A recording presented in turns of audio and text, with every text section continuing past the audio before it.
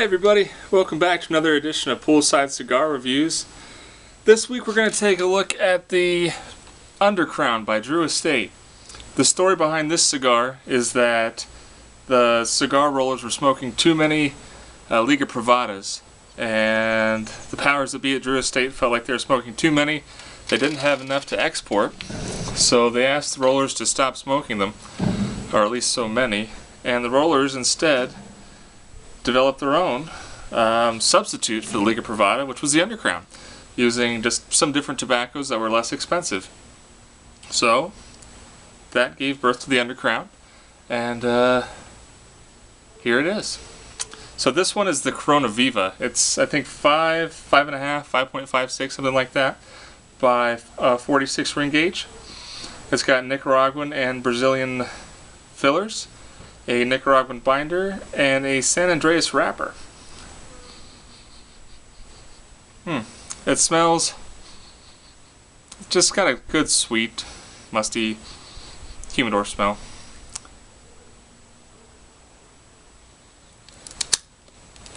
Perfect cut. Nice draw. Kind of that standard raisiny tobacco pre-light. Very tasty. This is a great looking cigar. It's I love that San Andreas wrapper. It's just got the it's not even. I love the texture and the color. You know, it's brown with some darker, almost black marbled streaks through it. It's rolled beautifully. And the band is super cool too, so I really like the way this cigar looks. And I like the price. Unlike the super expensive Liga Privada No. 9 or the T52, this cigar will only set you back about $7.50, at least for this size.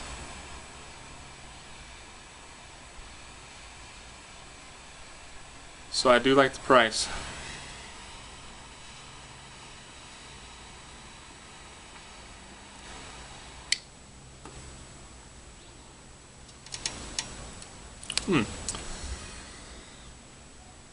Cocoa, spice, a little espresso.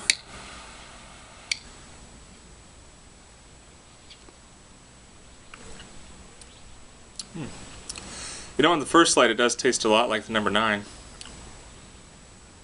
Very good. Well, I'm going to dig into this. I will be back shortly, let you know what I get. See you in a minute.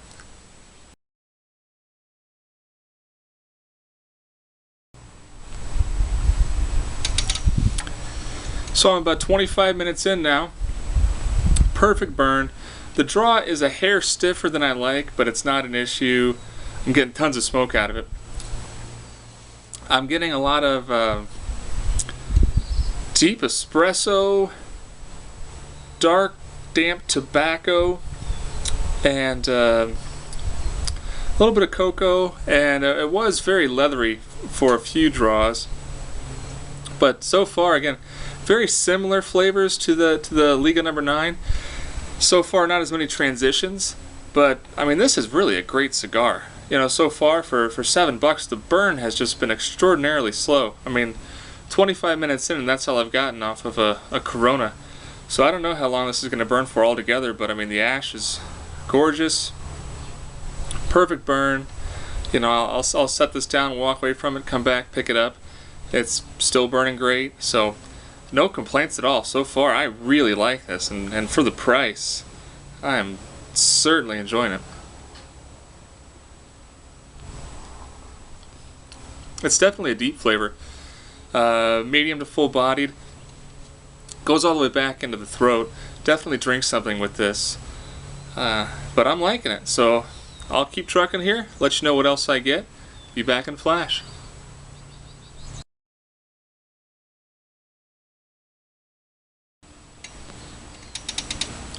Okay, so I'm about 55 minutes in. Again, that burn is just extraordinary.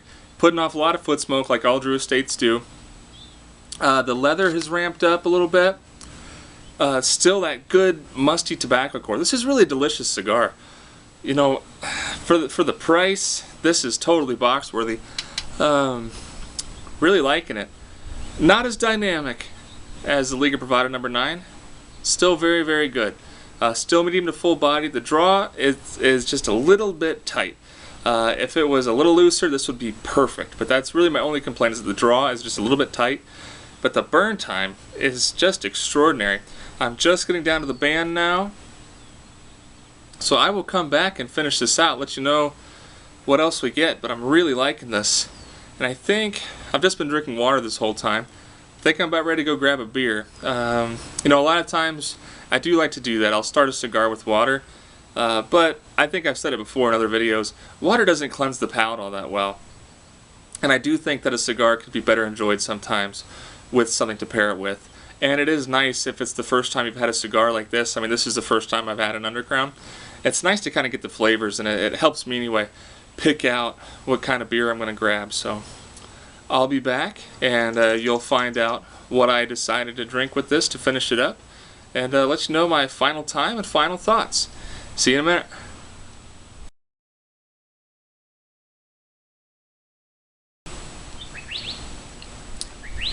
Okay, so I'm about an hour and 15 minutes in. This is still really cool. I mean, it's not warm at all. The smoke is still very cool. The flavors, again, not a lot of transitions in this cigar. It's been pretty straightforward. So the key flavors that I've gotten out of this are cocoa, espresso, tobacco. There was some spice on the lips and in the throat for maybe during the first half of the cigar, but that's all faded away. Really a fantastic cigar. I mean, it's everything that I look for. It's got a great burn, lots of smoke, great flavor. Like I said, the flavors did bounce around a little bit, but no major transitions. Really a fantastic burn time for a Corona. You know, if I wanted to, I could keep smoking this for at least another 10 minutes. But I'm really liking the flavors.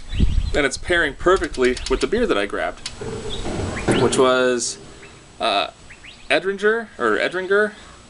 Not sure how you pronounce that, but this is from Germany, and this is a Hefeweizen Dunkel, which I've never had that before. That's not, I mean, I've had Dunkels and I've had Heffies, but I haven't had a Hefeweizen Dunkel. But it's really good. It's got that nice, you know, smooth wheat beer taste with the Dunkel sweetness. That kind of nice caramely malt.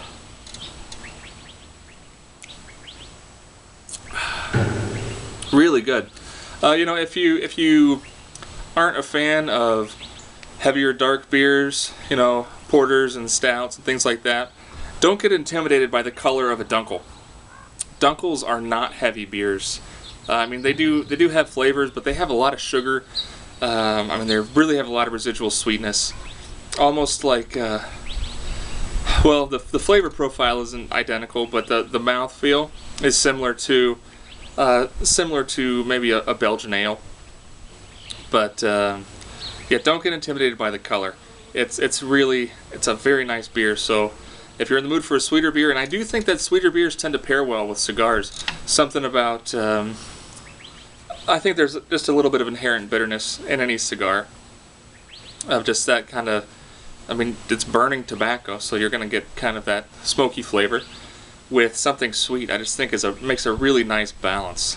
And I particularly like maltier beers, I think, with cigars. You know, not super hopped up bitter beers. I mean, this has almost no hop profile to it at all, but it's nicely balanced.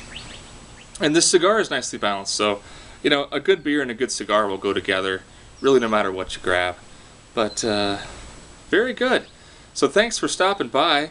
Really appreciate you hanging out with me today and enjoying this. Go grab an Undercrown. If you haven't had one, this definitely gets a big thumbs up. For the price, can't go wrong. This is a definite must-try. And I will definitely keep my eyes open for a decent deal on a box, because it's that kind of cigar.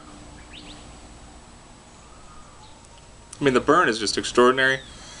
I set this down, went inside for a few minutes to used the restroom and grabbed a beer, came back out. I didn't even have to puff hard. It was just still burning beautifully. All the Drew Estate cigars are really nicely constructed. I haven't had any issues.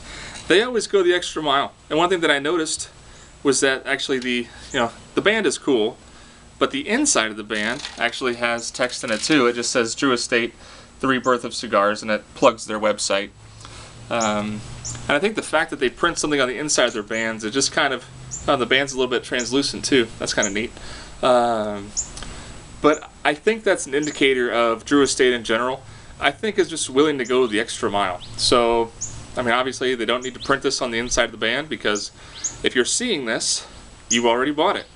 And more than likely you've already smoked the cigar or are getting ready to smoke the cigar because you've taken the band off.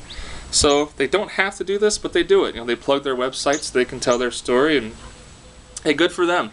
I'm not as big of a Drew Estate fan as some out there. I think they're a great company. I think they make great cigars, and they're certainly worth trying. But I really do think that they've got a good philosophy going about.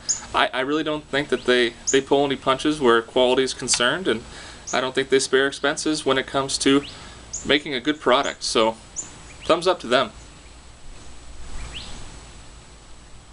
And it's a nice way to, well, I'm about an hour and 20 minutes now. It's just a nice way to take some time out of your week and appreciate life. So thank you again for stopping by. Please click that like and subscribe button. Let me know any feedback that you have on this, and if you've had an Undercrown, let me know what you thought. Did you get something different out of this? If you haven't had one, go get one, and then let me know what you think. Also, as always, if you have something you'd like me to review, I'll gladly pick it up and check it out for you. We'll see what we get. And yeah, there we go. Let's just try to make this a dialogue. So click that like and subscribe button, and I will see you next week. So as always, make sure you keep your feet in the pool, a drink in your hand, and a cigar in your mouth. Have a great week, everybody.